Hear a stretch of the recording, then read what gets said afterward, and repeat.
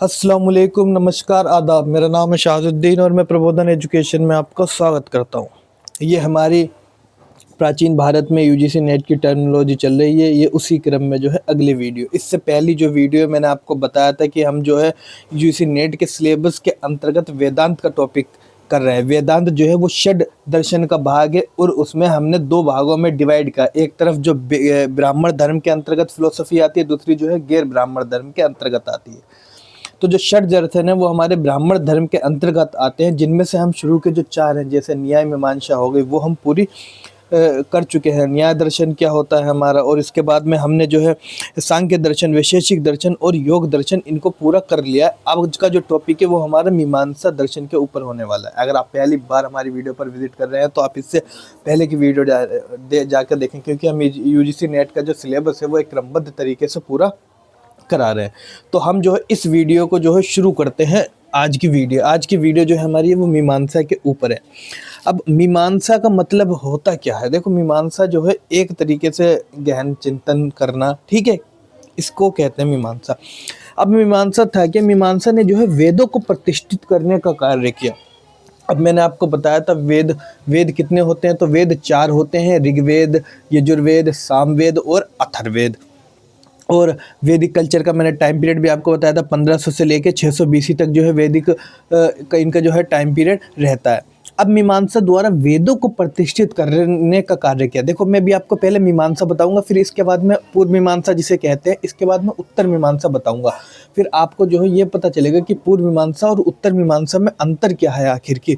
और फिर इसी को लेकर जो है मंडन मिश्र और शंकराचार्य के बीच में जो विवाद हुआ, शास्त्रार्थ हुआ था, उसका क्या जो करने का था।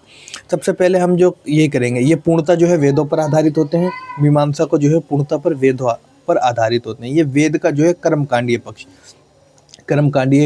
पक्ष की जो है व्याख्या करते हैं। यज्ञ या अनुष्ठानिक जो पक्ष है उसकी पुष्टि पर बल देते हैं, इसका जो है व्याख्या करते हैं। ध्यान रखना, ये कर्मकांडीय पक्ष पर बल देता है और अनुष्ठानीय पक्ष पर यज्ञ की जो है वो व्याख्या करता है। इसी कारण जो है इसे कर्म मीमांसा भी कहा जाता है।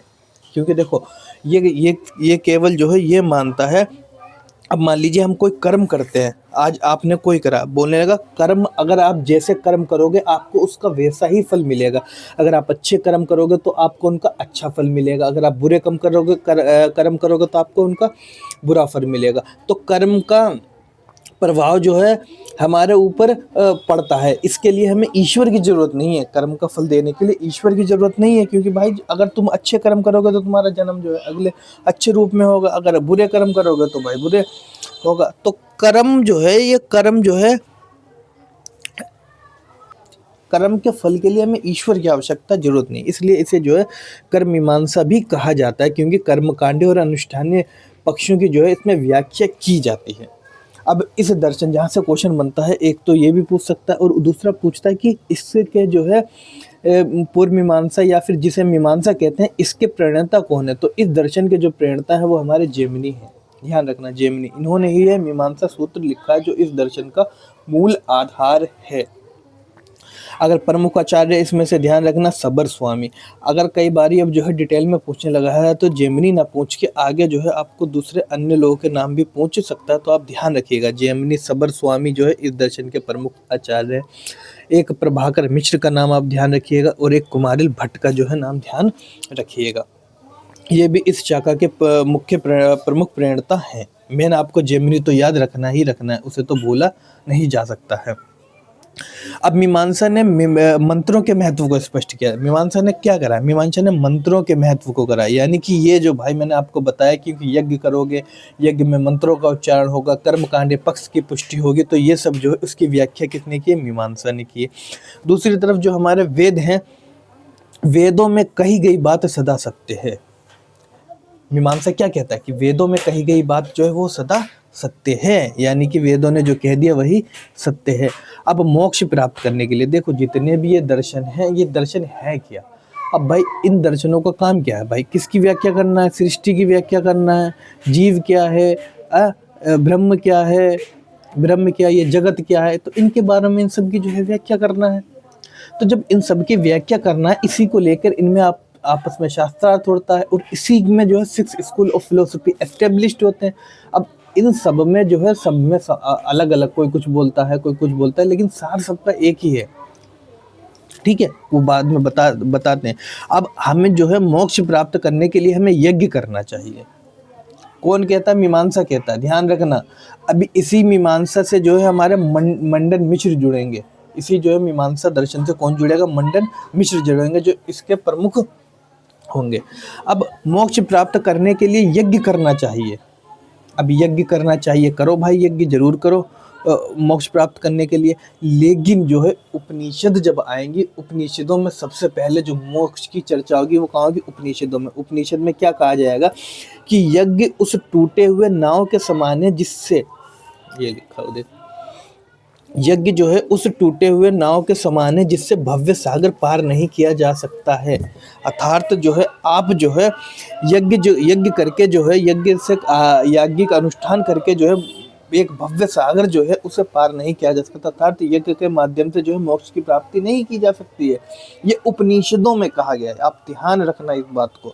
तो एक तरफ ये जो है मीमांसा देखेंगे, ये हमारा कहाँ पर दे रहा है? कर्मकांड जो पक्ष है, कर्मकांड वाला पक्ष है, अनुष्ठानिक पक्ष है, यज्ञ वाला जो पक्ष है उस पर दे रहा है। दूसरी तरफ जब हम इसी से अगला टॉपिक जुड़ जाता है, उत्तर मीमांसा, वेदांत जिसे हम कहते हैं, ये किस पर है? ये ज्ञान पर आधारित मीमांसा होगा। इसमें कर्मकांड पक्ष की बात नहीं कहेंगे, इसमें ज्ञान के माध्यम से जो है बात करी जाएगी। तो ये जो है वेदों में किसका बोलेगा? ज्ञान पक्ष पर की पुष्टि और जो व्याख्या की जाएगी, इसलिए ये क्या जाएगा? इसे ज्ञान मीमांसा कहा जाएगा। अगर कभी भी पेपर में आपसे पूछ ले ज्ञान मीमांसा किसे कहते हैं, तो वेदांत ध्यान रखना, क्योंकि इसका जो मुख्य आधार है ज्ञान है। और वेदांत से ही किसे जोड़ा जाएगा? हमारे आदि शंकराचार्य को।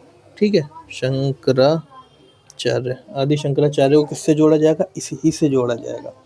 महर्षि वेद व्यास, ठीक है, बादरायण देख लेना, महर्षि वेद व्यास का नाम ध्यान रखना। महर्षि जो है वेद व्यास है, इस धर्म के जो है मुख्य प्रेरणा माने जाते हैं महर्षि वेद व्यास। इनने जो है ब्रह्म सूत्र की रचना की है। गौड़पाद भी इसके मुख्य व्याख्याताओं में से एक आते हैं। अब आप समझ गए होंगे कि है क्या।